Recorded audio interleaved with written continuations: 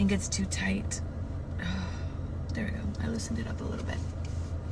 Anyway, so yeah, let's get started because we have a lot of ground to cover today. So, if my voice gives out, it's fine.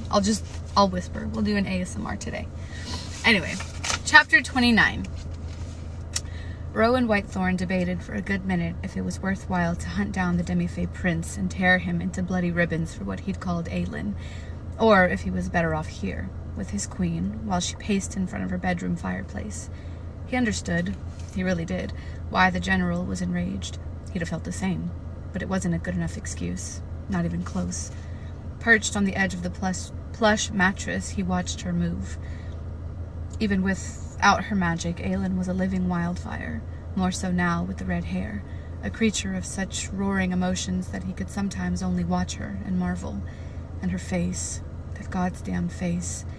While they'd been in Wendelin, it had taken him a while to realize she was beautiful. Are you for real? Months, actually, to really notice it. And for these past few weeks, against his better judgment, he'd thought often about that face, especially that smart-ass mouth. But he hadn't remembered just how stunning she was until she'd taken off her hood earlier. Whoop! Sorry, I dropped y'all. I tried to fix it and then I dropped y'all. And it had struck him stupid. These weeks apart had been a brutal reminder of what life had been like until he had found her drunk and broken on that rooftop in Varese. The nightmares had started the very night she'd left. Such relentless dreams that he'd nearly vomited when he flung himself out of them. Lyria's screaming ringing in his ears. The memory of it sent cold licking down his spine. But even that was burned away by the queen before him. Aelin was well on her way to wearing a track in the rug before the fireplace. If that's any indication of what to expect, if that's any indication of what to expect from our court, Rowan said at last, flexing his fingers in an attempt to dislodge the hollow shakiness he hadn't been able to master since his magic had been smothered. Then we'll never have a dull moment. She flung out a hand in a dismissive wave of irritation. Don't tease me right now. She scrubbed at her face and huffed a breath. Rowan waited, knowing she was gathering the words, hating the pain and sorrow and guilt on every line of her body. He'd sell his soul to the dark god to never have to look at her like that again. Have her look like that again. Every time I turn around, she said, approaching the bed and leaning against the carved post, I feel like I'm one wrong move or word away from leading them to ruin. People's lives, your life, depend on me. There's no room for error. There it was, the weight that had been slowly crushing her. It killed him that he'd have to add to it when he told her the news he carried, the reason he disobeyed her first order to him. He could offer her nothing but the truth. You will make mistakes, you will make decisions, and sometimes you will regret those choices. Sometimes there won't be a right choice, just the best of several bad options. I don't need to tell you that you can do this. You know you can. I wouldn't have sworn the oath to you if I didn't think you could. She slid onto the bed beside him, her scent caressing him, jasmine and lemon verbena, the crackling embers. Elegant, feminine, and utterly wild, warm and steadfast, unbreakable, his queen, save for the weakness they both shared, that bond between them. For in his nightmares he sometimes heard Maeve's voice over the crack of a whip, cunning and cold. Not for all the world, Aelin, but what about for Prince Rowan? He tried not to think about it, the fact that Aelin would hand over one of the word keys for him. He locked that knowledge up so tightly that it could escape only in his dreams, or when he woke reaching across the cold bed for a princess who was thousands of miles away. Aelin shook her head. It was so much easier being alone. I know, he said, clamping down on the instinct to sling his arm around her shoulders and tuck her in close. He focused on listening to the city around them instead. He could hear more than mortal ears, but the wind no longer sang its secrets to him. He no longer felt it tugging at him, and stuck in his fey body, unable to shift, caged, restless, made worse by the fact that he couldn't shield this apartment from any enemy attacks while they were here. Not powerless, he reminded himself. He had been bound head to toe in iron before and had still killed. He could keep this apartment secure, the old-fashioned way. He was just off balance. At a time when being off balance could be fatal to her. For a while, they sat there in silence. "I said some appalling things to him," she said. "Don't worry about it," he said, unable to help the growl.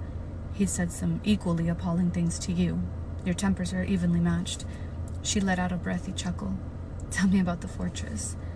What it was like when you went back to help rebuild."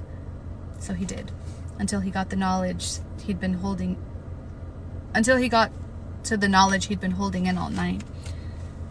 "Just say it," she said, with a direct, unyielding sort of look. He wondered if she realized that for all she complained about his alpha nonsense, she was pure-blooded alpha herself. Rowan took a long breath. "Lorcan's here." She straightened. "That's why you came?" Rowan nodded. "And why keeping his distance was the smarter move. Lorcan was wicked and cunning enough to use their bond against them. I caught his scent sneaking around near Mistward and tracked it to the coast, then onto a ship.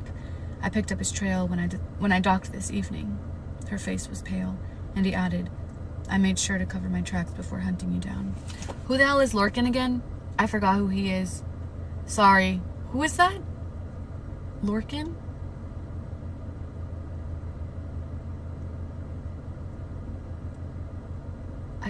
Did I meet him?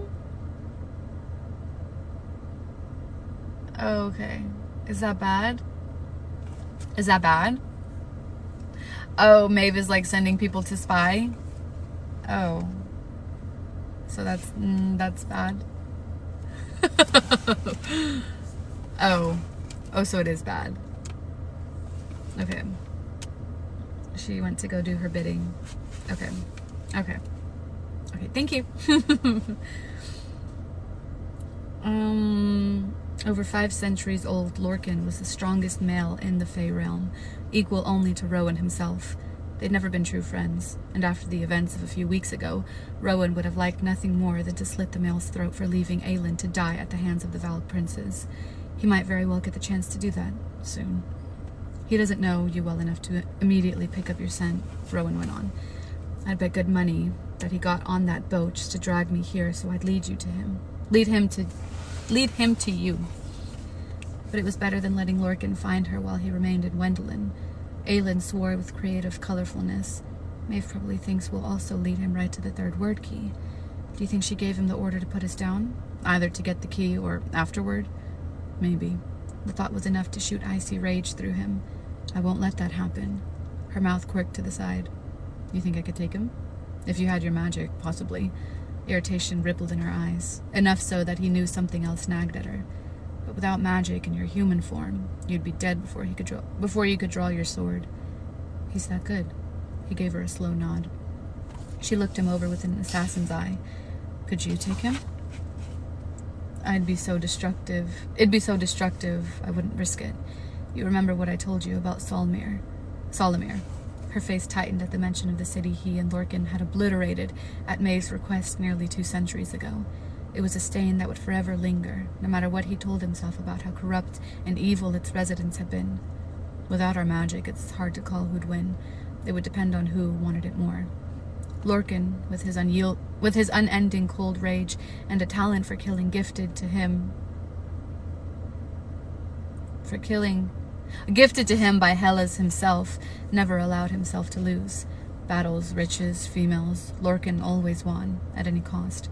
Once Rowan might have let him win, let Lorcan end him just to put a stop to his own miserable life, but now, Lorcan makes a move against you and he dies. She didn't blink at the violence that laced every word. Another part of him, a part that had been knotted from the moment she left, uncoiled like some wild animal stretching out before a fire. Aelin cocked her head. "Any idea where he'd hide?" "None. I'll start hunting him tomorrow." "No," she said. "Lorcan will easily find us without you hunting him. But if he expects me to lead him to the 3rd key so he can bring it back to Maeve, then maybe..." He could almost see the wheels turning in her head. She let out a hum. "I'll think about that tomorrow. Do you think Maeve wants the key merely to keep me from using it, or to use it herself?" "You know the answer to that." "Both, then," Aelin sighed. "The question is, will she try to use us to hunt down the other 2 keys, or does she have another one of your cadre out searching for them now? Let's hope she hasn't sent anyone else." "If Gavriel knew that Adian is his son..." She glanced toward the bedroom door. guilt and pain flickering on her lovely features. Would he follow Maeve, even if it meant hurting or killing Adian in the process? Is her control over him that strong? It had been a shock earlier to realize whose son lounged at the kitchen table. Gavriel. He'd seen the warrior with lovers over the centuries, and seen him leave them at Maeve's order. He'd also seen him ink the names of his fallen men onto his flesh. And of all his cadre, only Gavriel had stopped that night to help Aelin against the Valg. Don't answer now, Aelin cut in with a yawn. We should go to bed. Rowan had surveyed every inch of the apartment within moments of arriving, but he asked as casually as he could, "Where should I sleep?" She patted the bed behind them, just like old times. He clenched his jaw. He'd been bracing himself for this all night, for weeks now. It's not like the fortress, where no one thinks twice about it. And what if I want you to stay in here with me? He didn't allow those words to sink in fully. The idea of being in that bed, he'd worked too damn hard at shutting out those thoughts. Then I'll stay. On the couch. But you need to be clear to the others about what my staying in here means. There were so many lines that needed to be held. She was off limits, completely off limits, for about a dozen different reasons. He thought he would be able to deal with it, but no, he would deal with it. He'd find a way to deal with it because he wasn't a fool, and he had some goddamn self-control. Now that Lorcan was in Rifthold, tracking them, hunting for the word key, he had bigger things to worry about. She shrugged, irreverent as always. Then I'll issue a royal decree about my honorable intentions toward you over breakfast. Rowan snorted. Though he didn't want to, he said, "And the captain?" "What about him?" she said too sharply. "Just consider how he might interpret things." "Why?" She'd done an excellent job of not mentioning him at all, but there was enough anger, enough pain in that one word that Rowan couldn't back down. "Tell me what happened." She didn't meet his eyes. "He said what occurred here, to my friends, to him and Dorian, while I was away in Wendelin. That it was my fault, and that I was a monster." For a moment, a blinding, blistering wrath shot through him. "Ow! I hurt my foot." It was instinct to lunge for her hand, to touch the face that remained downturned, but he held himself in check. She still didn't look at him as he said, Oh, sorry, I read that as the wrong person. "Do you think—" "Never," he said.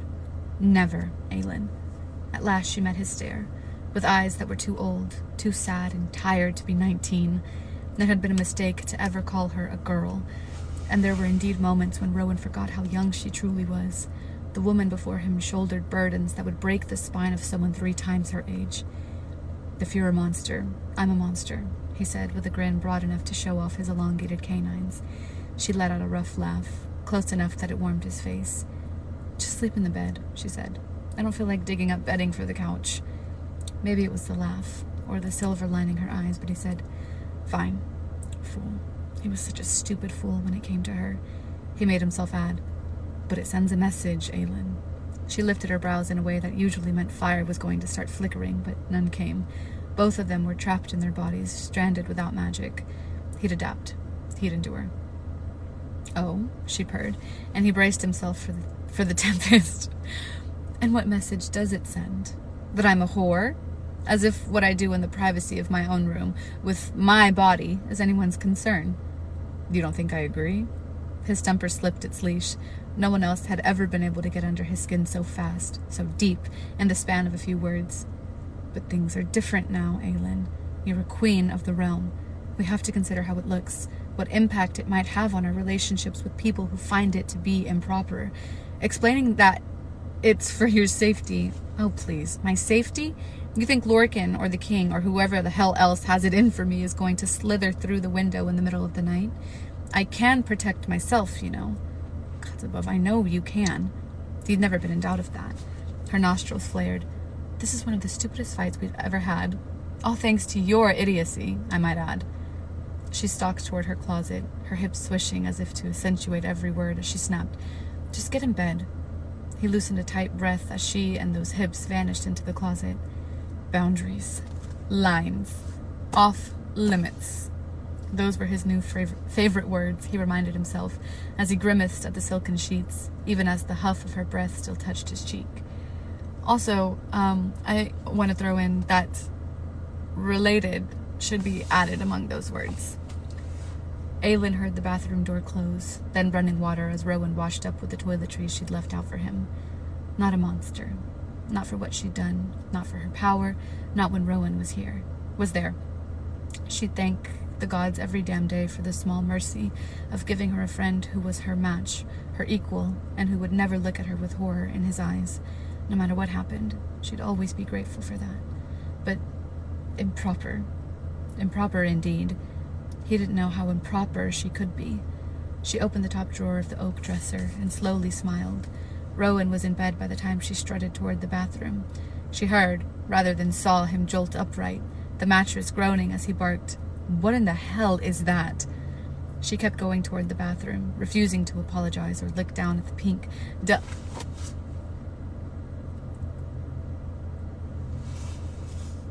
Not her trying to seduce him! Jesus! She's not being subtle about it at all.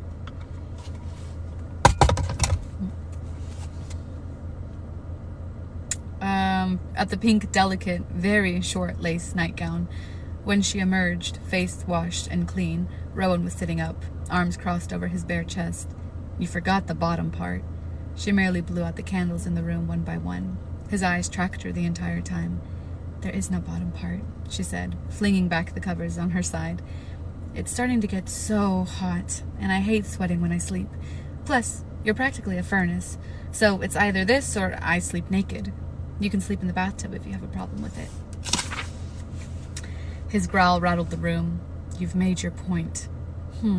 She slid into bed beside him, a healthy, proper distance away. For a few heartbeats, there was only the sound of rustling blankets as she nestled down. "I need to fill in the ink a bit more, in a few places," he said flatly. She could barely see his face in the dark. "What?" "Your tattoo," he said, staring at the ceiling. "There are a few spots I need to fill in at some point." Of course. He wasn't like other men, not even close. There was so little she could do to jar him, taunt him. A naked body was a naked body, especially hers. "Fine," she said, turning so that her back was to him. They were silent again. Then Rowan said, "I've never seen clothing like that." She rolled over. "You mean to tell me the females in Doranel don't have scandalous night clothes? Or anywhere else in the world?" His eyes gleamed like an animal's in the dark. She'd forgotten what it was like to be Fae, to have one foot always in the forest. My encounters with other females usually didn't involve parading around in night clothes. And what clothes did they involve? Usually, none at all. She clicked her tongue, shoving away the image. "Having had the utter delight of meeting Ramel this spring, I have a hard time believing she didn't subject you to clothing parades." He turned his face toward the ceiling again. "We're not talking about this." She chuckled. Aelin 1, Rowan 0. She was still smiling when he asked, "Are all your night clothes like that?" "So, how the hell do you say that word? Negligees?" "So curious about my negligees, Prince. Whatever would the others say? Maybe you should issue a decree to clarify." He growled, and she grinned into her pillow. "Yes, I have more. Don't worry. If Lorcan is going to murder me in my sleep, I might as well look good." Vain until the bitter end. She pushed back against the thought of Lorcan, of what Maeve might want, and said, "Is there a specific color you'd like me to wear? If I'm going to scandalize you, I should at least do it in something you like." "You're a menace." She laughed again, feeling lighter than she had in weeks, despite the news Rowan had given her. She was fairly certain they were done talking for the night when his voice rumbled across the bed. "Gold. Not yellow. Real metallic gold." "You're out of luck," she said into her pillow. "I would never own anything so ostentatious." She could almost feel him smiling at her as she fell asleep. Negligee. Okay, I said it right. 30 minutes later, Rowan was still staring up at the ceiling, teeth gritted as he calmed the roaring in his veins that was steadily shredding through his self-control. That God's damned nightgown. Shit. He was in such deep, unending shit.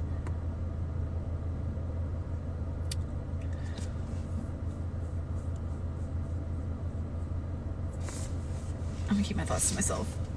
Rowan was asleep, his massive body half covered with blankets as dawn streamed in through the lace curtains, silently rising. Aylin stuck out her tongue at him as she shrugged on her pale blue silk robe, tied her already fading red hair into a knot atop her head, and padded into the kitchen. Until the shadow market had burned to cinders, that miserable merchant there had been making a small fortune off of all the bricks of dye she'd kept buying. Aylin winced at the thought of having to track down the vendor again. The woman had seemed the sort who would have escaped the flames. It would now charge double, triple on her already overpriced dyes to make up for her lost goods. And since Lorcan could track her by scent alone, changing the color of her hair would have no impact on him, though she supposed that with the King's Guard on the lookout for her, it was too damn early to consider the giant pile of horse shit that had become her life. Groggy, she made tea mostly by muscle memory. She started on toast and prayed that they had eggs left in the cooling box. They did, and bacon, to her delight. In this house, food tended to vanish as soon as it came in. One of the biggest pigs of all approached the kitchen on immortal silent feet. She braced herself as, arms full of food, she nudged the small cooling box shut with her hip. Adian eyed her warily while she went to the small counter beside the stove and began pulling down bowls and utensils. "There are mushrooms somewhere," he said. "Good, then you can clean and cut them, and you get to chop the onion. Is that punishment for last night?" She cracked the eggs one by one into a bowl. "If that's what you think is an acceptable punishment, sure. And is making breakfast at this ungodly hour your self-imposed punishment? I'm making breakfast because I'm sick of you burning it and making the whole house smell." Adian laughed quietly and came up beside her to begin slicing the onion. "You stayed on the roof the whole time you were out, didn't you?" She yanked an iron skillet from the rack over the stove, set it on a burner, and chucked a thick pat of butter onto its dark surface. "You kicked me out of the apartment, but not the warehouse, so I figured I might as well make myself useful and take watch." The twisty, bendy old ways manner of warping orders. She wondered what the old ways had to say about queenly propriety.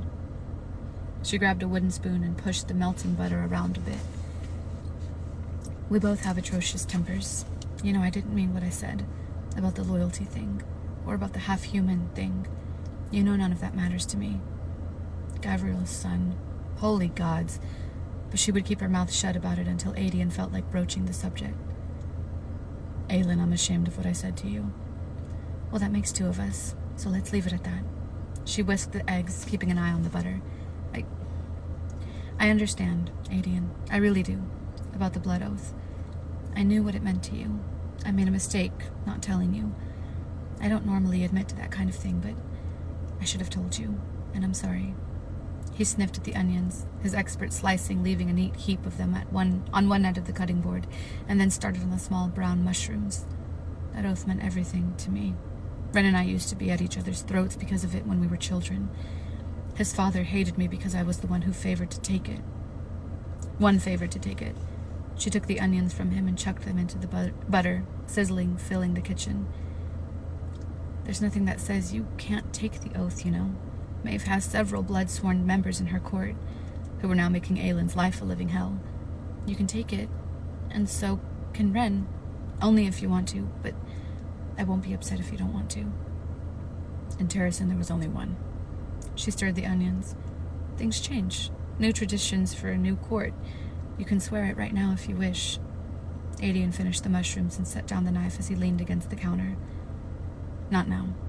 Not until I see you crowned. Not until we can be in front of a crowd, in front of the world." She dumped in the mushrooms. "You're even more dramatic than I am." Adian snorted. "Hurry up with the eggs. I'm going to die of starvation. Make the bacon or you don't get to eat any." Adian could hardly move fast enough. Aww. Oh, I'm sorry if y'all heard that. Girl, my stomach is growling. I was gonna bring fucking avocado to make guac with today, and I forgot. I forgot it! Chapter 30. Oh, this one's short. Ah! There go my eyes again. I didn't spoil anything for me. Oh, it's raining over there. I think it's raining at my house. That looks about where my house is. Yay, rain. I can't even take pictures of my books. Y'all know how I usually take pictures of my books for my blog on like grass? I can't take pictures of my books because literally all the grass in my yard is dead. I have an acre and a half of land and it's all dead. All dead. So, but it's raining, so hopefully that means the grass will be green. Piper, oh, I don't think you were here yesterday when I said, girl, we're in a drought. A drought. Like, we've been in a drought for months. This is the first time I've seen rain in months. So, I'm going to keep the rain that I have here. Sorry. Anyway, chapter 30. There was a room deep below the stone castle that the demon lurking inside him liked to visit. I hate reading Dorian's chapters now. I hate it. The demon prince even let him out sometimes, through the eyes that might have once been his, in a room cloaked in endless night, or maybe the darkness was from the demon, but they could see it. They had always been able to see in the blackness, where the demon prince had come from. So little light existed that it had learned to hunt in the shadows. There were pedestals arranged in a round room in an elegant curve, each topped with a black pillow, and on each pillow sat a crown, kept down here like trophies, kept in darkness, like him. A secret room. The prince stood in the center of it, surveying the crowns. The demon had taken control of the body completely. He'd let him, after that woman with the familiar eyes had failed to kill him.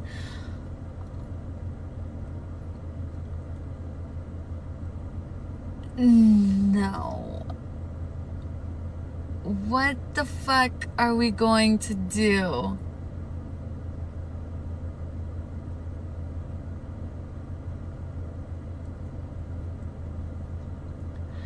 Why would he do that? My stomach's about to growl again. He waited for the demon to leave the room, but the demon prince spoke instead. A hissing, cold voice that came from between the stars, speaking to him, only him. The crowns of the conquered nations, the demon prince said. More will be added soon. Perhaps the crowns of other worlds, too. He didn't care. You should care. You will enjoy it as we rip the realms to shreds. He backed away, tried to retreat into a pocket of darkness where even the demon prince couldn't find him. The demon laughed. Spineless human. No wonder she lost her head.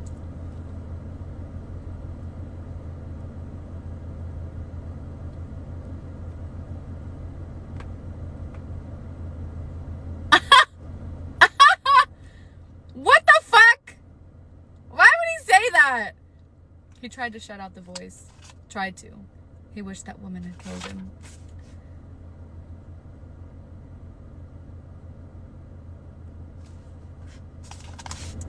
What the fuck?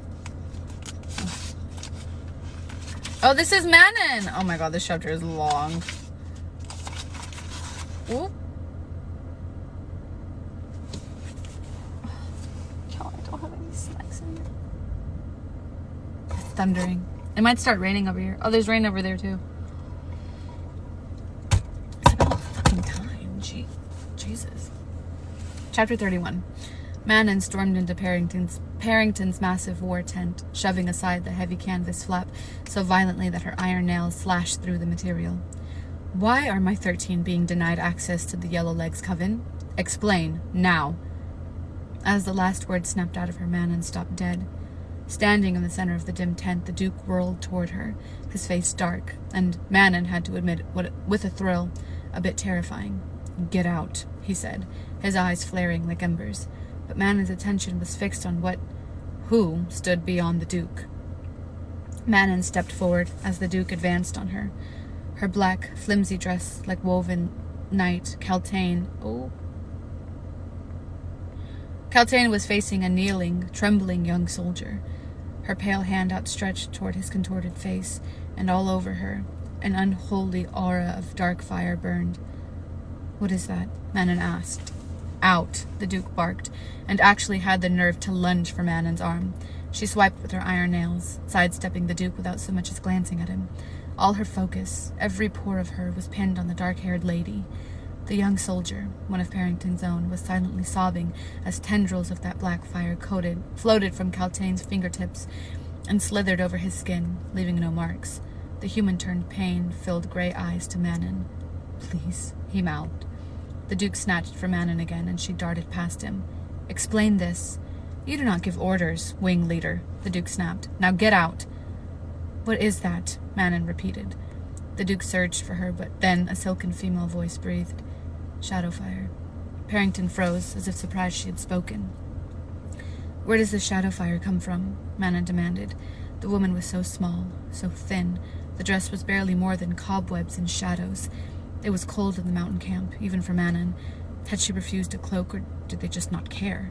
Or perhaps, with this fire, perhaps she did not need one at all. "From me," Caltaine said, in a voice that was dead and hollow and yet vicious. "It had always been there, asleep, and now it has been awoken, shaped anew."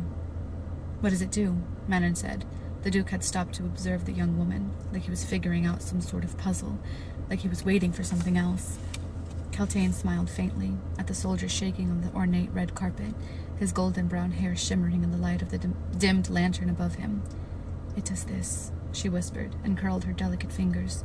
The Shadowfire shot from her hand and wrapped around the soldier like a second skin. He opened his mouth in a silent scream, convulsing and thrashing, tipping his head back to the ceiling of the tent and sobbing in quiet, unheard agony.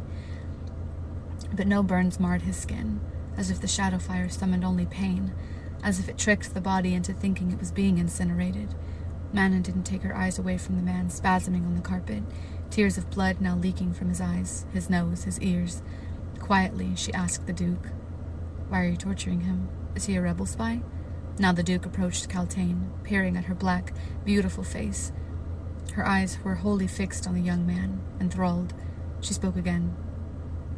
"No, just a simple man. No inflection, no sign of empathy." "Enough," the Duke said, and the fire vanished from Caltaine's hand. The young man sagged on the carpet, panting and weeping. The Duke pointed to the curtains in the back of the tent, which no doubt concealed a sleeping area. "Lie down."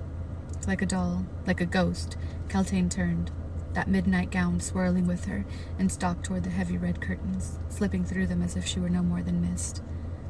The Duke walked over to the young man and knelt before him on the ground. The captive lifted his head, blood and ears mingling on his face, but the Duke's eyes met Manon's as he put his massive hands on either side of the soldier's face and snapped his neck. Goddamn.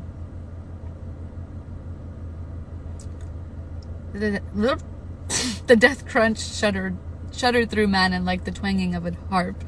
Normally she would have chuckled, but for a heartbeat she felt warm, sticky blue blood on her hands, felt the hilt of her knife imprinted against her palm as she gripped it hard and slashed it across the throat of that Crochin.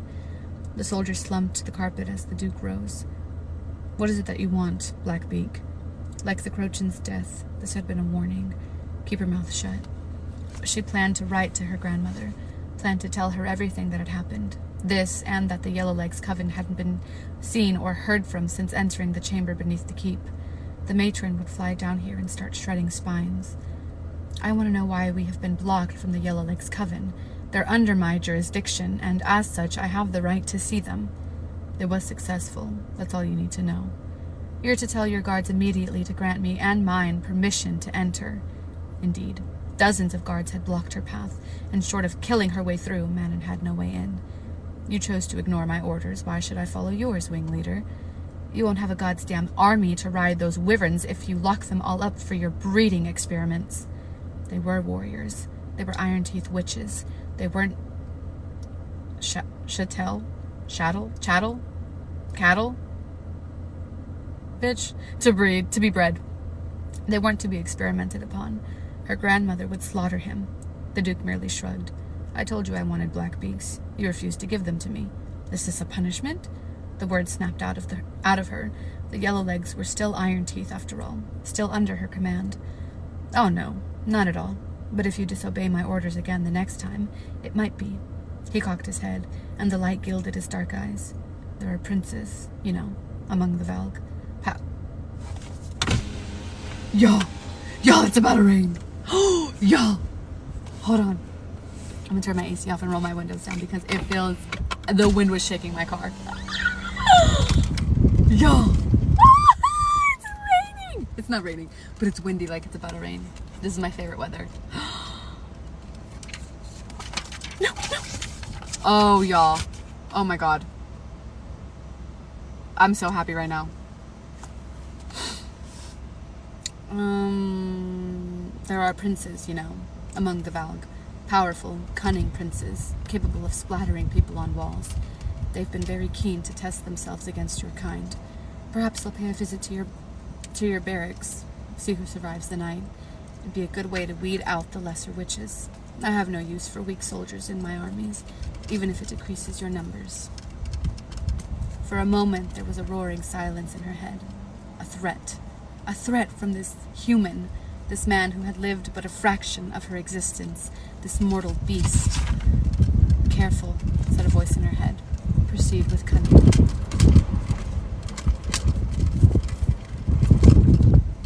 Y'all.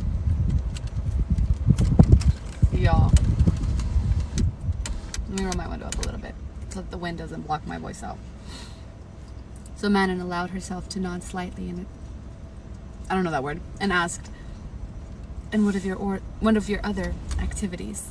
What goes on beneath the mountains circling this valley?" The Duke studied her, and she met his gaze, met every inch of blackness within it, and found something slithering inside that had no place in this world. At last he said, "You do not wish to learn what is being bred and forged under those mountains, Blackbeak. Don't bother sending your scouts in. They won't see daylight again. Consider yourself warned." The human worm clearly didn't know precisely how skilled her shadows were, but she wasn't about to correct him, not when it could be used to her advantage one day.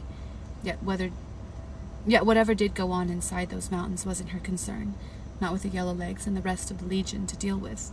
Manon jerked her chin toward the dead soldier. "What do you plan to use this shadow fire for? Torture?" A flash of ire at yet another question. The Duke said tightly, "I've not yet decided. For now, she will experiment like this. Perhaps later she will learn to incinerate the armies of our enemies. A flame that did not leave burns, loosed upon thousands. It would be glorious, even if it was grotesque. And are there armies of enemies gathering? Will you use this shadow fire on them?" The Duke again cocked his head, the scars on his face thrown into stark contrast in the dim lantern light. "Your grandmother didn't tell you then?" "About what?" she bit out. The Duke strode toward the curtained-off part of the room. "About the weapons she'd been making for me. For you." "What weapons?" She didn't bother wasting time with tactical silence. The Duke just grinned at her as he disappeared, the curtain swinging enough to reveal Caltaine, lying on a low bed covered in furs, her thin, pale arms at her sides, her eyes open and unseeing. A shell, a weapon. 2 weapons. Caltaine and whatever her grandmother was making. That was why the matron had stayed in the Fangs with the other high witches.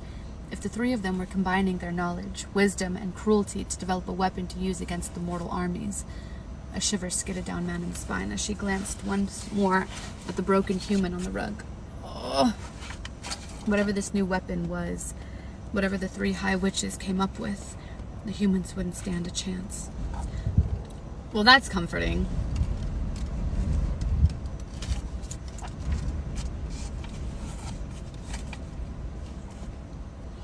I want you all spreading the word to the other covens. I want sentinels on constant surveillance at the entrances of the barracks. 3-hour watch rotations, no longer. We don't need anyone passing out and letting the enemy slip in. I've dispatched a letter to the matron already. Elide awoke with a jolt inside the eyrie, warm and rested and not daring to breathe. It was still dark, but the moonlight was gone, dawn far off, and in the blackness she could faintly make out the gleam of snow-white hair and the flicker of a few sets of iron teeth and nails. Oh gods. She planned to sleep for only an hour. She must have slept for at least 4. Abraxas didn't move behind her, his wings still shielding her. Since that encounter with Astrid and Manon, every hour, waking or sleeping, she had been a nightmare for Elide, and even days afterward she caught herself holding her breath at odd moments, when the shadow of the fear gripped her by the throat. The witches hadn't bothered with her, even though she'd claimed her blood ran blue, but neither had Vernon. But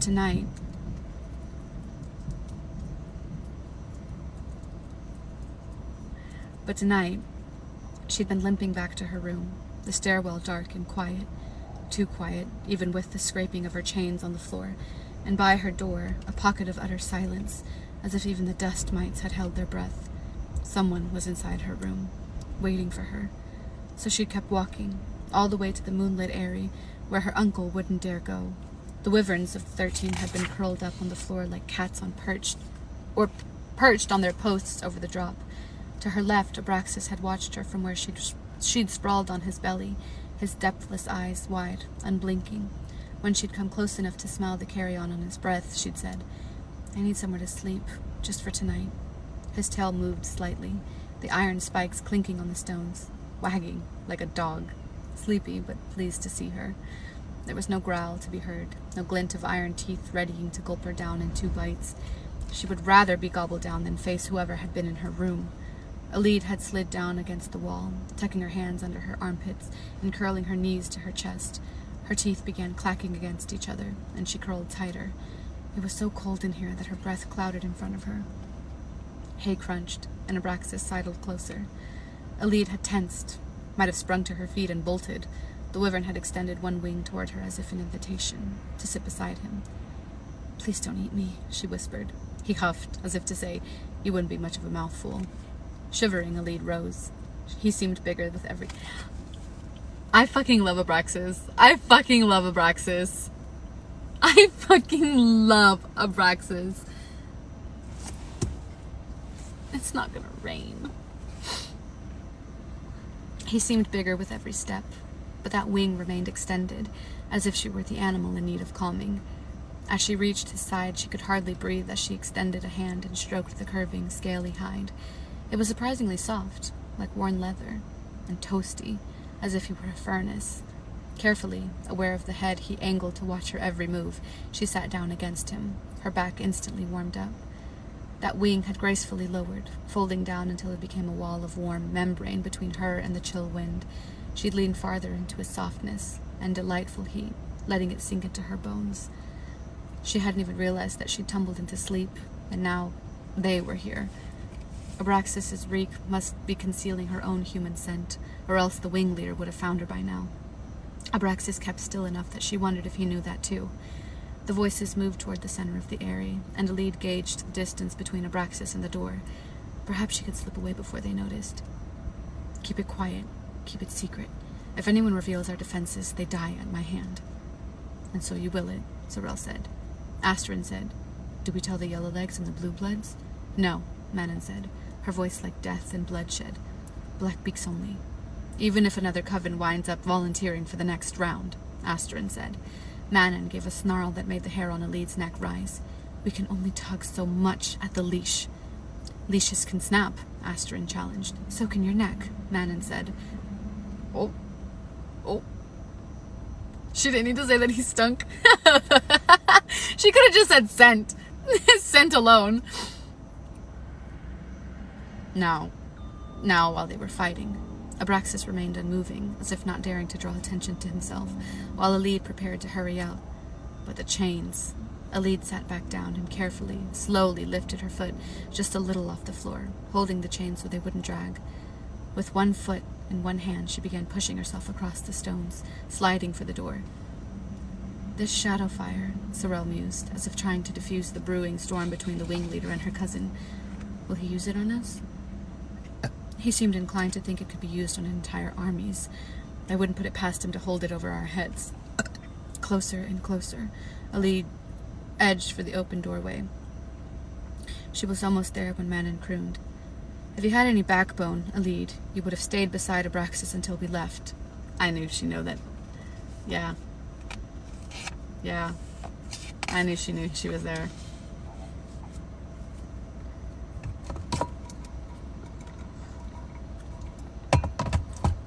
Chapter 32.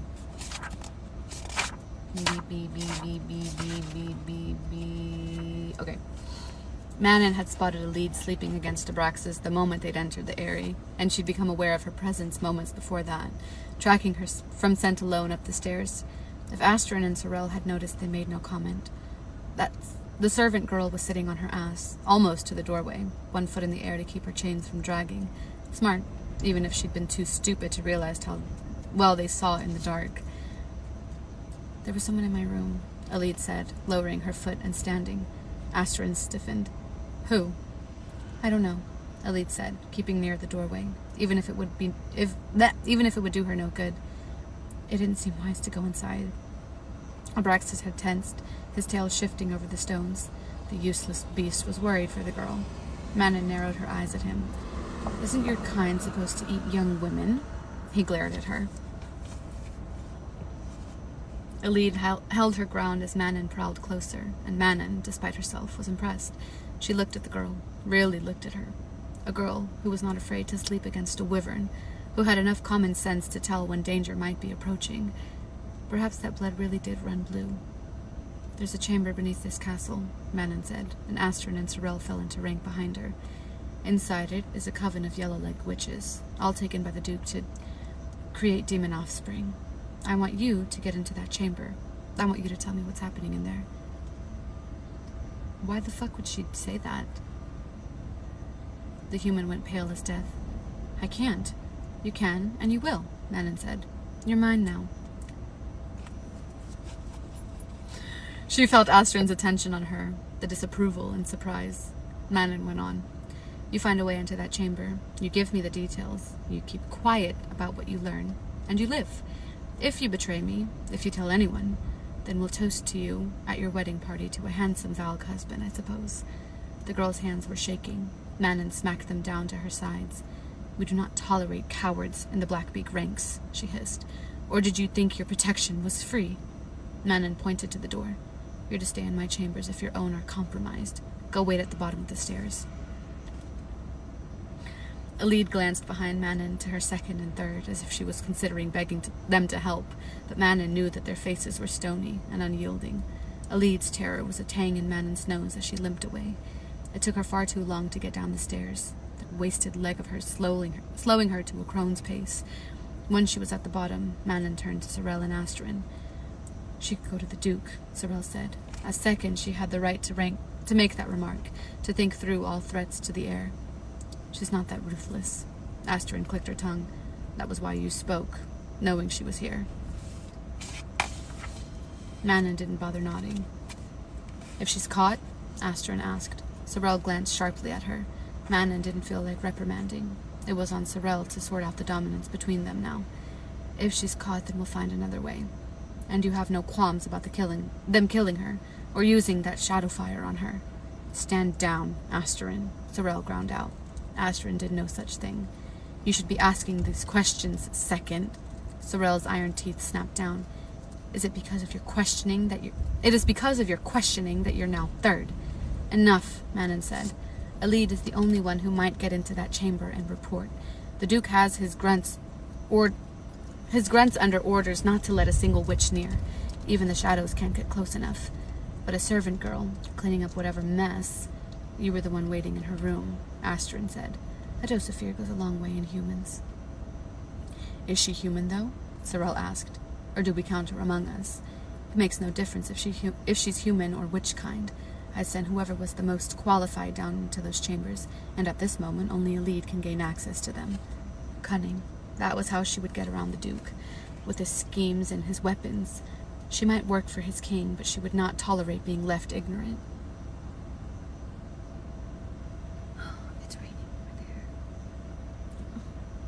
The rain went past me. I need to know what's happening in those chambers, Manon said. If we lose one life to do that, then so be it. And what then? Astrid asked, despite Sorel's warning. Once you learn, what then?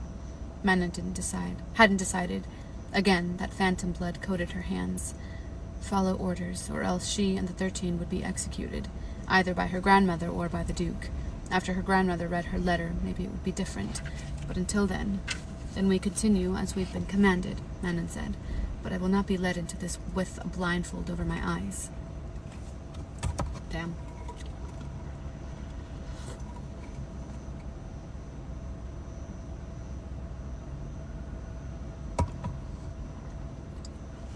She's just got her hands tied right now. She needs an extra set. Who's her extra set? Who's her extra set of hands?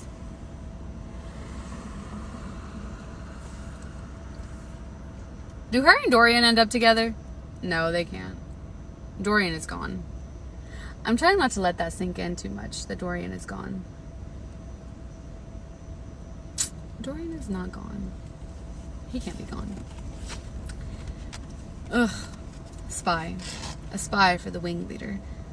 Or do her and Elide end up together? Oh no, but they would be related, right? No, they wouldn't. They're not. She's not 13. She's not one of the 13, so they're not related. Do her and Alid end up together? I'm here for that. Alid supposed it was no different than being a spy for herself, for her own freedom. But learning about the supply wagon's arrival and trying to get into that chamber while also going about her duties, maybe she would get lucky. Maybe she could do both. Manon had a pallet of hay brought up to her room, setting it near the fire to warm Alid's mortal bones, she'd said. Alid hardly slept that first night in the witch's tower. When she stood to use the privy, convinced that the witch was asleep, she'd made it 2 steps before Manon had said, "Going somewhere?" God, her voice, like a snake hidden up a tree. She'd stammered out an explanation about needing the bathing room. When Manon hadn't replied, Alid had stumbled out. She'd returned to find the witch asleep, or at least her eyes were closed.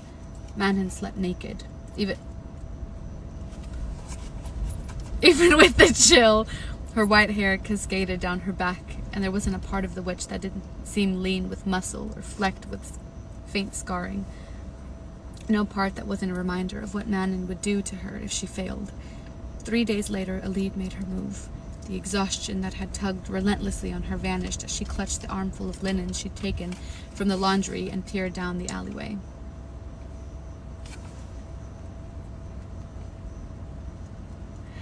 Okay, I shipped Astrid and Manon before I knew that before I realized that they were cousins. I honestly don't think I was paying attention when I read that part, that they were cousins, because I would not have suggested them together if I had known that they were cousins. So, just saying that. 4 guards stood at the door to the stairwell. It had taken her 3 days of helping in the laundry, 3 days of chatting up the laundress, to learn if linens were ever needed in the chamber at the bottom of the stairs. No one wanted to talk to her the first 2 days.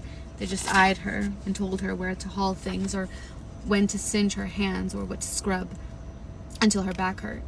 But yesterday she had seen the torn, blood-soaked clothes come in. Blue blood, not red. Witch blood. Alid kept her head down, working on the soldier's shirt she'd been given once she'd proved her skills with a needle. But she noted which laundress intercepted the clothes, and when she kept working through the hours it took to clean and dry and press them, staying later than most of the others, waiting. She was nobody and nothing and belonged to no one, but if she let Manon and the Blackbeaks think she accepted their claim on her, she might very well still get free once those wagons arrived. The Blackbeaks didn't care about her, not really.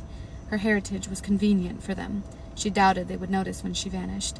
She'd been a ghost for years now, anyway, her heart full of the forgotten dead. So she worked and waited, even when her back was aching, even when her hands were so sore they shook. She marked the laundress who hauled the pressed clothes out of the chamber and vanished. Alid memorized every detail of her face, of her build and height. No one noticed when she slipped out after her, carrying an armful of linens for the wing leader. No one stopped her as she trailed the laundress down hall after hall until she reached this spot. Alid peered down the hall again, just as the laundress came up out of the stairwell, arms empty, face drawn and bloodless. The guards didn't stop her. Good. The laundress turned down another hall, and Alid loosed the breath she'd been holding. Turning toward Manon's tower, she silently thought through her plan over and over. If she was caught, perhaps she should throw herself from one of the balconies rather than face one of the dozens of awful deaths awaiting her. No, she would endure. She had survived when so many, nearly everyone she'd loved, had not, when her kingdom had not. So she would survive for them, and when she left, she would build herself a new life far away in their honor. Alid hobbled up a winding stairwell. God, she hated stairs. She was about halfway up when she heard a man's voice that stopped her cold. The Duke said you spoke. Why will you not say a word to me? Vernon. Silence greeted him. Back down the stairs. She should go back down the stairs. So beautiful, her uncle murmured to whomever it was, like a moonless night. Alid's mouth went dry at the tone in his voice. Perhaps it's fate that we ran into each other here. He watches you so closely. Vernon paused. Together, he said quietly, reverently, together we shall create wonders that will make the world tremble. Such dark, intimate words, filled with such Entitlement. She didn't want to know what he meant.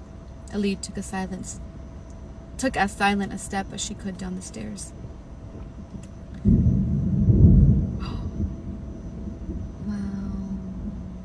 Wow. I wish it would just move a little bit over here. I'm literally looking at the rain that's over there, and I just want it to move a little bit over here. I want it to turn left.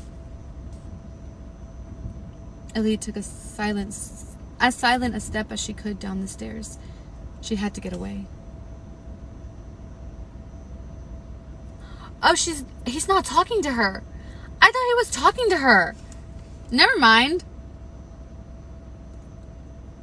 Kaltain, her uncle rumbled, a demand and a threat and a promise. The silent young woman, the one who never spoke, who never looked at anything, who had such marks on her. Elide had seen her only a few times, had seen how little she responded or fought back, and then Elide was walking up the stairs, up and up, making sure her chains clanked as loudly as possible. Her uncle fell silent. She rounded the next landing, and there they were. Kaltain had been shoved up against the wall, the neck of that too flimsy gown tugged to the side, her breast nearly out.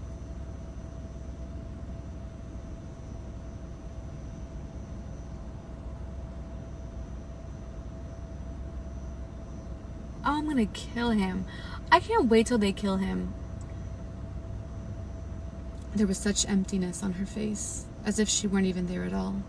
Vernon stood a few paces away. Elide clutched her linen so hard she thought she'd shred them. Wished she had those iron nails for once. Lady Kaltain, she said to the young woman, barely a few years older than she. She did not expect her own rage, did not expect herself to go on to say, I was sent to find you, lady.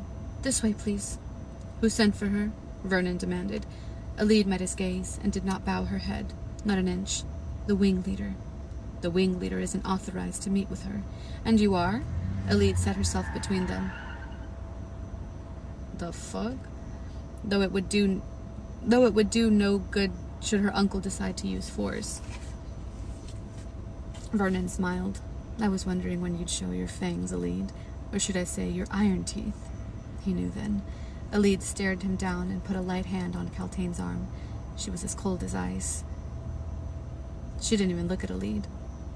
If you'd be so kind, lady, Elide said, tugging on that arm, clutching the laundry with her other hand. Kaltain mutely started into a walk. Vernon chuckled. You two could be sisters, he said casually. Fascinating, Elide said, guiding the lady up the steps, even as the effort to keep balanced made her leg throb in agony. Until next time, her uncle said from behind them, and she didn't want to know who he meant. In silence, her heart pounding so wildly that she thought she might vomit, Elide led Kaltain up to the next landing and let go of her long enough to open the door and guide her into the hall. The lady paused, staring at the stone, at nothing. Where do you need to go? Elide asked her softly. The lady just stared. In the torchlight, the scar on her arm was gruesome. Who had done that? Elide put a hand on the woman's elbow again. Where can I take you that is safe? Nowhere.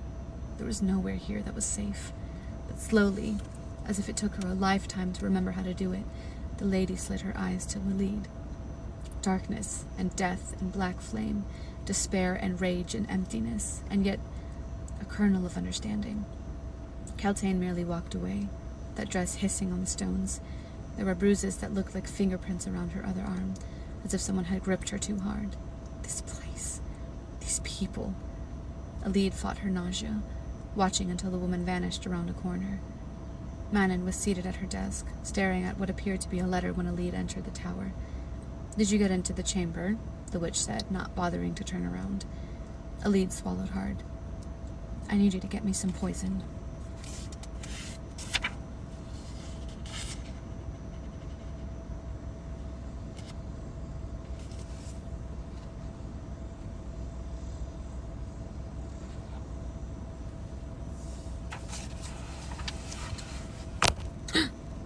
Almost knocked down my shit. Oh my god. My back is nuts today, y'all. Excuse me. Chapter 33.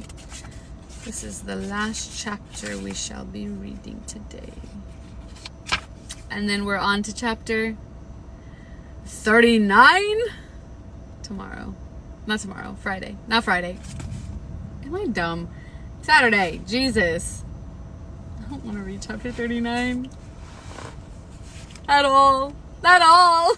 I don't want to read it at all. Anyway, we're not there yet, so I don't have to worry about it. Chapter 33. Standing in a wide clearing among the stacks of crates, Adian blinked against the late morning sun slanting through the windows high up in the warehouse. He was already sweating and in dire need of water as the heat of the day turned the warehouse suffocating. He didn't complain. He demanded to be allowed to help, and Aylin had refused. He'd insisted he was fit to fight, and she had merely said, "Prove it." So here they were. He and the Fey Prince had been going through a workout routine with sparring sticks for the past 30 minutes, and it was thoroughly kicking his ass. The wound on his side was one wrong move away from splitting, but he gritted through it. The pain was welcome, considering the thoughts that had kept him up all night, that Ro and Evelyn had never told. Got y'all back. Oh, lost y'all again. God damn! My phone heated up. My phone got too hot. It wasn't even that hot in here. Sorry, y'all. My phone got too hot. It's because I turned my AC off. But it's back on, so I think we should be good. What did y'all hear? What did y'all miss? Oh, I had to turn my AC up. I was putting the AC on my phone, that's why.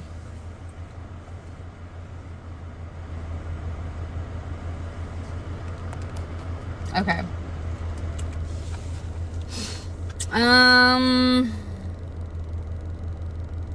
Adian stiffened at the dismissal already in her eyes. He'd been waiting all morning for this. For the past 10 years, he had learned everything he could from mortals. If warriors came to his territory, he'd use his considerable charms to convince them to teach him what they knew, and whenever he'd ventured outside of his land, he'd made a point to glean as much as he could about fighting and killing from whoever lived there. So pitting himself against a purebred Fey warrior, direct from Doranel, was an opportunity he couldn't waste. He wouldn't let his cousin's pity wreck it. "I heard a story," Adian drawled to Rowan, "that you killed an enemy warlord using a table." "Please," Aylin said. "Who the hell told you that?" "Quinn, your uncle's captain of the guard. He was an admirer of Prince Rowan's. He knew all the stories." Aylin slid her eyes to Rowan, who smirked, bracing his sparring stick on the floor. "You can't be serious," she said. "What? You squashed him to death like a pressed grape?" Rowan choked. "No, I didn't squash him like a grape." He gave the queen a feral smile. "I ripped the leg off the table and impaled him with it." "Clean through the chest and into the stone wall," Adian said. "Well," said Aylin, snorting, "I'll give you points for resourcefulness at least." Adian rolled his neck. "Let's get back to it." But Aylin gave Rowan a look that pretty much said, "Don't kill my cousin, please. Call it off." Adian gripped the wooden sparring stick tighter. "I'm fine." "A week ago," Aylin said, "you had one foot in the afterworld. Your wound is still healing. We're done for today, and you're not coming out. I know my limits, and I say I'm fine." Rowan's slow grin was nothing short of lethal, an invitation to dance. And that primal part of Adian decided it didn't want to flee from the predator in Rowan's eyes. No, it very much wanted to stand its ground and roar back. Aylin groaned, but kept her distance. "Prove it," she'd said. Well, he would. Adian gave no warning as he attacked, feinting right and aiming low. He'd killed men with that move, sliced them clean in half, but Rowan dodged him with brutal efficiency, deflecting and positioning to the offensive, and that was all that Adian managed to see before he brought up his stick on pure instinct, bracing himself against the force of Rowan's blow that had his side bleeding in pain, but he kept focused, even though Rowan had almost knocked the stick from his hands. He managed to strike the next blow himself, but as Rowan's lips tugged upward, Adian had the feeling that the prince was toying with him. Not for amusement, no, to prove some point. Red mist coated his vision. Rowan went to sweep his legs out, and Adian stomped hard enough on Rowan's stick that it snapped in two. As it did, Adian twisted, lunging to bring his own stick straight into Rowan's face. Gripping the two pieces in either hand, the Fey warrior dodged, going low, and Adian didn't see the second blow coming to his legs.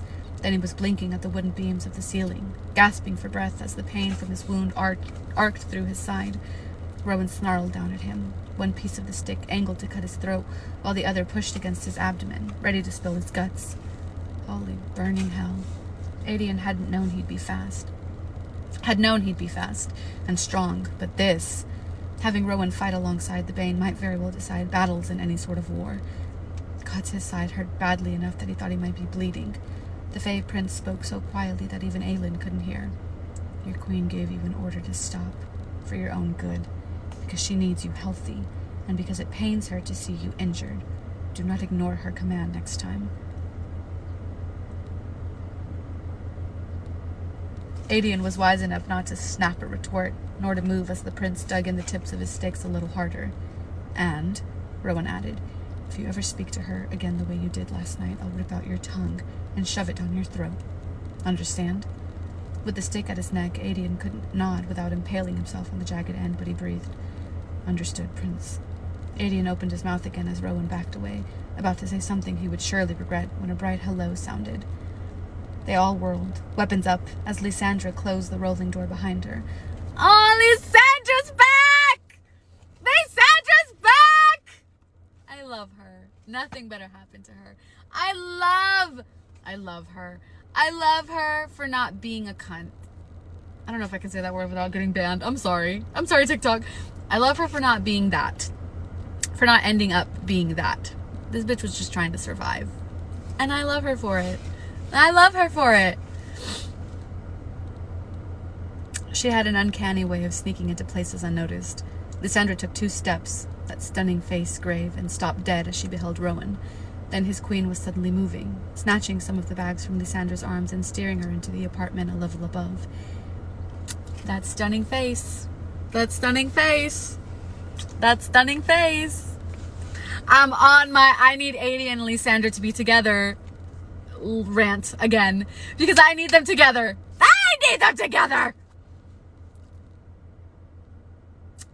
Adian eased from where he'd been sprawled on the ground. Is that Lysandra? Rowan asked. Not too bad on the eyes, is she? Rowan snorted. Why is she here? Adian gingerly prodded the wound in his side, making sure it was indeed intact. She probably has information about Arabin, whom Adian would soon begin hunting once his god-stamped wound was finally healed, regardless of whether Aelin deemed him fit. And then he'd cut the king of the assassins into little tiny pieces over many, many days. I like the sound of that. Yet she doesn't want you to hear it, Adian said. I think she finds everyone but Aelin boring. Biggest disappointment of my life. A lie. And he didn't know why he said it. Huh?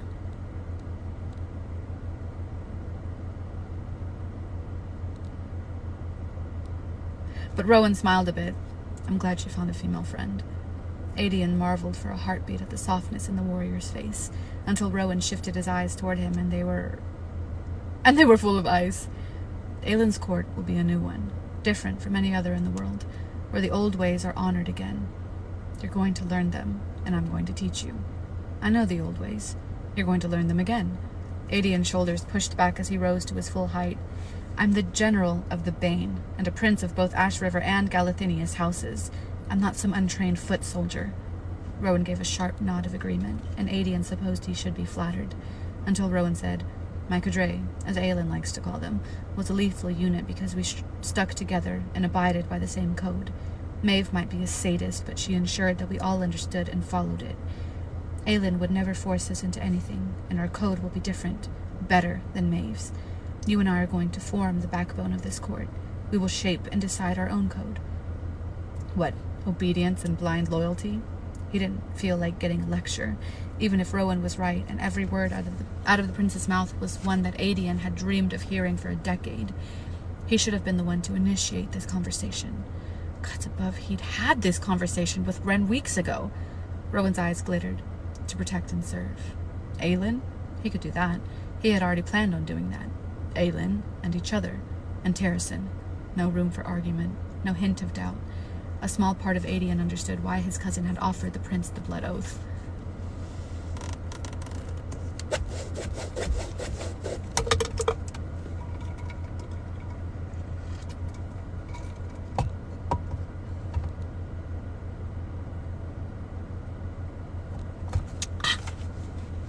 Who is that? Lysandra said too innocently as Aelin escorted her up the stairs. Rowan, Aelin said, kicking open the apartment door. He's spectacularly built, she mused. I've never been with a female, or female, for that matter. Aelin shook her head to try to clear the image from her mind. She swallowed. Lysandra was grinning, and Aelin hissed, setting down the bags on the great room floor and shutting the door. Stop that. Was all Lysandra said, dropping her boxes and bags beside Aelin's. Well, I have 2 things.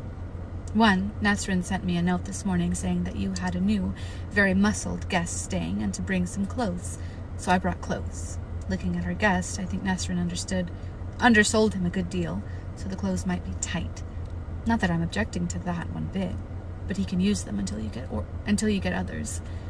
Thank you, she said, and Lysandra waved a slender hand. She thanked Philippe later. The other thing I brought you is news. Erebin received a report last night that 2 prison wagons were spotted heading south to Morath, chock full of all those missing people. She wondered if Kale knew, and if he had tried to stop it. Does he know that former magic wielders are being targeted? A nod.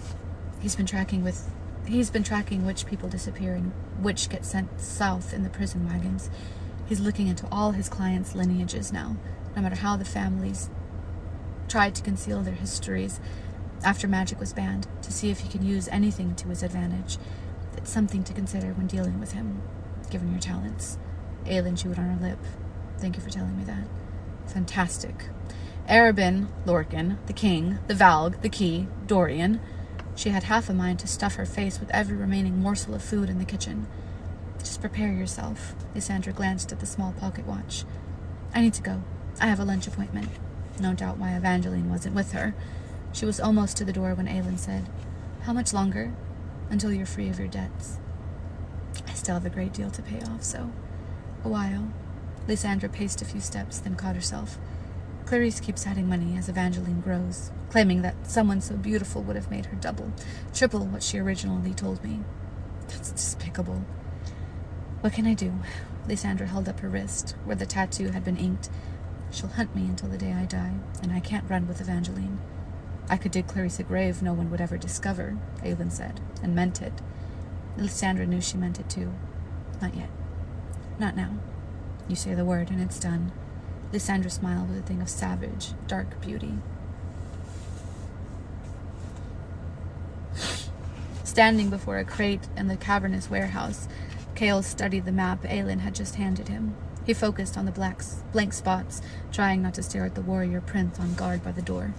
It was hard to avoid doing so when Rowan's presence somehow sucked out all the air in the warehouse. Then there was the matter of the delicately pointed ears peeking out from the Ow! I just poked my eye! Ow! I'm trying to itch my waterline. It itches. Oh, God. Owie. Then there was the matter of the delicately pointed ears peeking out from the short silver hair. Faye. He'd never seen one other than Aelin in those brief, petrifying moments. And Rowan, conveniently in all her storytelling, Aelin had forgot to mention that the prince was so handsome. What the fuck, is he jealous now? A handsome Fae prince whom she'd spent months living and training with, while Kale's own life fell apart. While people died because of her actions. Oh, he needs to stop. He is insufferable. He's insufferable. He needs to stop. Rowan was watching Kale as if he might be dinner. Depending on his Fae form, that might not be too far wrong. He's so annoying. Every instinct was screaming at him to run, despite the fact that Rowan had been nothing but polite, distant and intense, but polite. Still, Kale didn't need to see the prince in action to know that he would be dead before he could even draw his sword. You know he won't bite, Aelin crooned. Kale leveled a stare at her. Can you just explain what these maps are for? Anything you, Ress, or Brulo can fill in regarding these gaps in the castle defenses would be appreciated, she said. Not an answer. There was no sign of Adian among the stacked crates, but the general was probably listening from somewhere nearby with his keen Fae hearing. For you to bring down the clock tower? Kale asked, folding up the map and tucking it into the inner pocket of his tunic. Maybe, she said. He tried not to bristle, but there was something settled about her now, as if some invisible tension in her face had vanished. He tried not to look toward the door again. I haven't heard from Ress or Brulo for a few days, he said instead. I'll make contact soon. She nodded, pulling out a second map. This one of the labyrinth network of the sewers, and weighted down the ends with whatever small blades she had on her. A good number of them, apparently. Arabin learned that the missing persons were taken to Morath last night. Did you know? Another failure that fell on his shoulders. Another disaster. No. They can't have gotten far. You could gather a team and ambush the wagons. I know I could.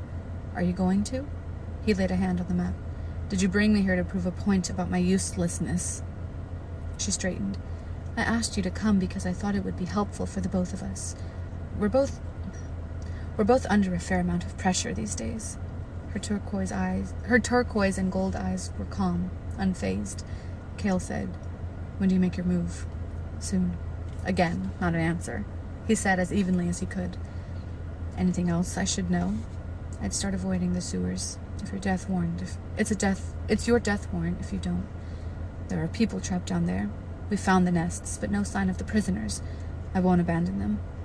That's all well and good, she said, and he clenched his teeth at the dismissal in her tone. But there are worse things than vile grunts patrolling the sewers, and I bet they won't turn a blind eye to anyone in their territory. I would weigh the risks if I were you. She dragged a hand through her hair. So, are you going to ambush the prison wagons? Of course I am. Even though the rebels' numbers were down, so many of their people were either fleeing the city altogether or refusing to risk their necks in an increasingly futile battle. Was that concern flickering in her eyes? But she said, they use warded locks on the wagons, and the doors are reinforced with iron. Bring the right tools. He drew in a breath to snap at her about talking down to him, but she would know about the wagons. She spent weeks in one. He couldn't quite meet her stare as he straightened up to go. Tell Philique that Prince Rowan says thank you for the clothes, Aelin said. What the hell was she talking about? Perhaps it was another job. So he made for the door, where Rowan stepped aside with a murmured farewell. Nesrin had told him she'd spent the evening with Adian and Aelin, but he hadn't realized they might be friends. He hadn't considered that Nesrin might wind up unable to resist the allure of Aelin Galathinius. Though he supposed that Aelin was a queen, she did not falter. She did not do anything but plow ahead, burning bright, even if it meant killing Dorian. They hadn't spoken of it since the day of Adian's rescue, but it still hung between them. And when she went to free magic, Cale would again have the proper precautions in place, because he did not think she would put her sword down the next time.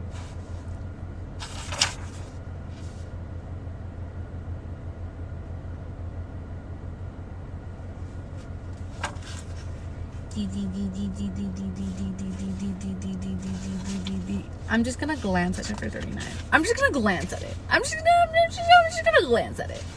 Just a little glance. Chapter 39. The first sentence this bitch said was dead as dead can be. So I think that's about where I draw the line. Sorry.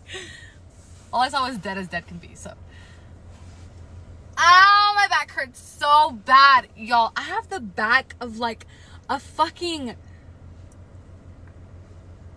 I don't even know, a 94-year-old. It's constantly in knots. Constantly in knots. It hurts so bad. Oh, I think it's my mattress. I think I need a new mattress.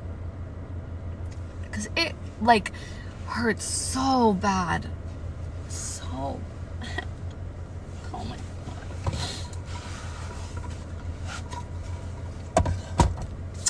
I just looked at the first sentence and she said dead as dead can be, so that to me is not, it's not good. It's not good. It's not good. Anyway, I think I need Cale to stop with this whole pity party thing because he's not helping.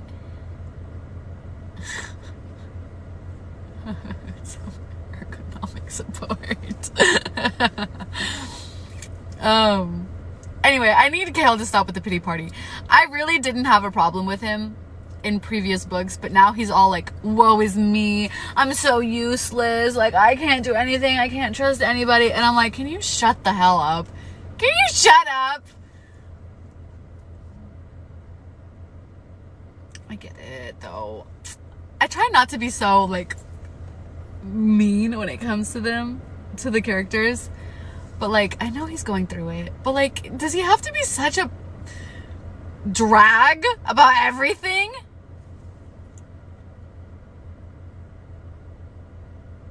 I'm over Kale.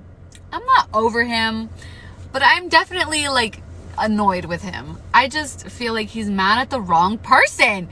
He's mad at the wrong person, and he's taking his anger out on Aelin unfairly, and it's frustrating. I'm sure he'll get better, though, when he gets Dorian back. When the lovers are reunited and he gets Dorian back, he'll get better. I hope he gets better. I can't wait till magic is freed.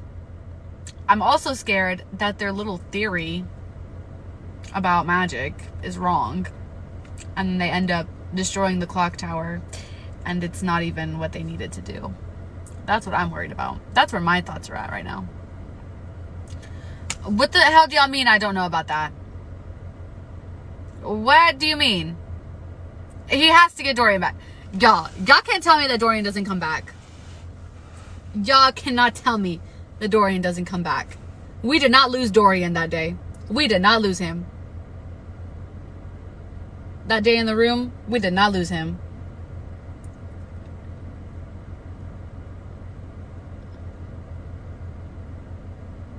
Oh, Kale getting better. I thought you were talking about Dorian. I was about to start crying. I'm definitely sympathetic for him because I know that this man, like, his entire life was uprooted.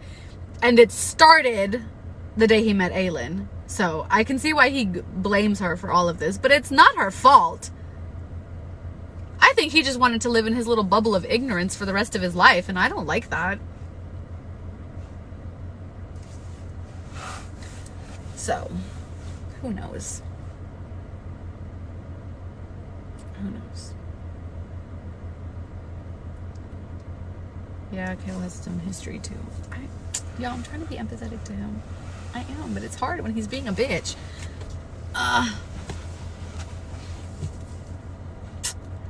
Well, it did not rain. So, I'm sad. But I am also dreading Saturday. Y'all, I'm being so dead ass. I think Saturday is gonna be, and okay, so since I've started annotating my books, like actually like annotating them, I want to go back and annotate the Assassin's Blade.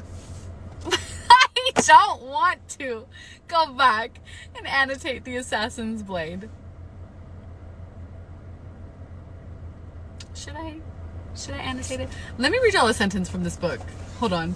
Where was it? Because I was like,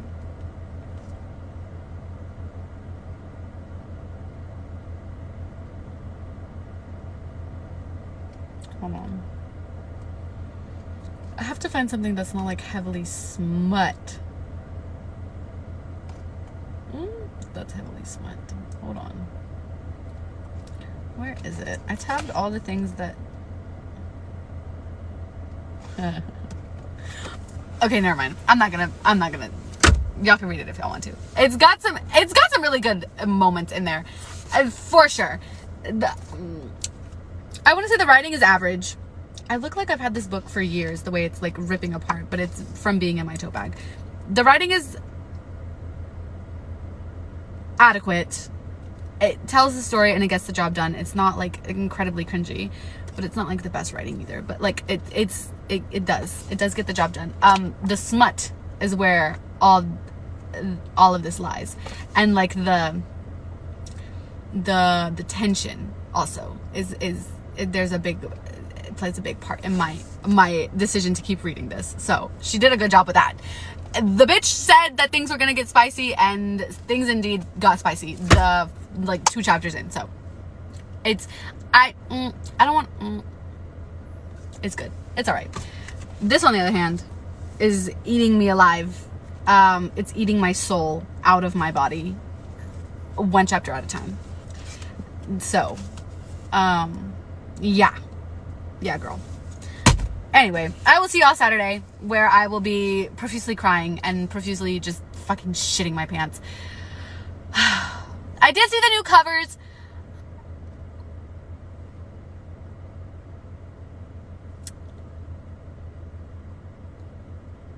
I did see the new covers. That's all I'll say. I did see the new covers. I still haven't made up my mind about them. I feel like I'm on the fence. It's yeah.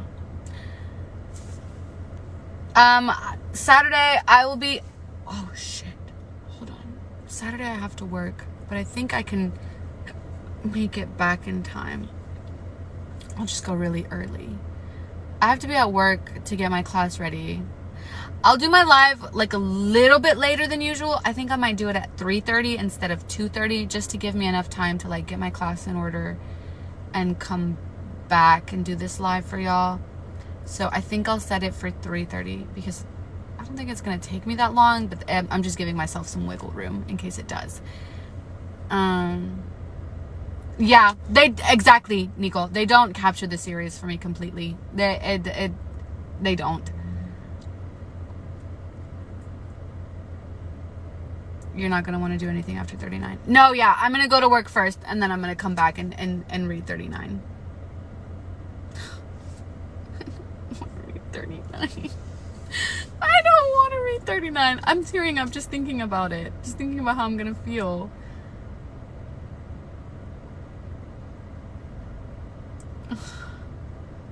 Y'all, it can't be that bad. It really can't be that bad. I mean, it's not like Sam is gonna crawl out of the grave and, you know, give her a hug or something. She's just gonna talk to his headstone. She's just gonna, you know, she's gonna go visit the unmarked grave that he's buried in. Not unmarked, but the grave that he's buried in. And she's gonna, you know, have her closure. So, yeah, that's it. That's it. It's gonna be fine. It's gonna be fine, y'all. It has to be fine. I can't take anymore. I can't. I'm at my limit.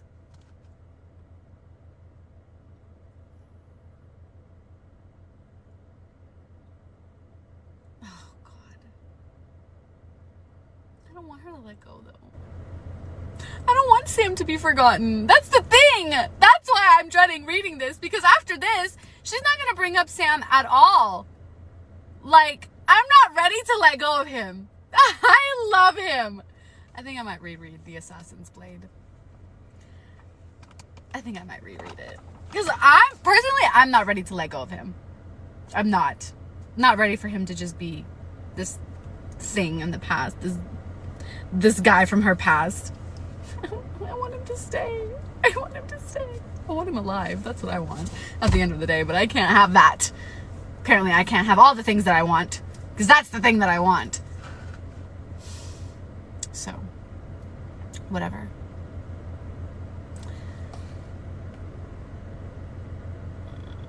I'm gonna lose my mind. It's like Sam all over again. For the first chapters of Crescent City? Hell, I'm not touching that book. Y'all thought hell no, I'm not touching that book. No, ma'am.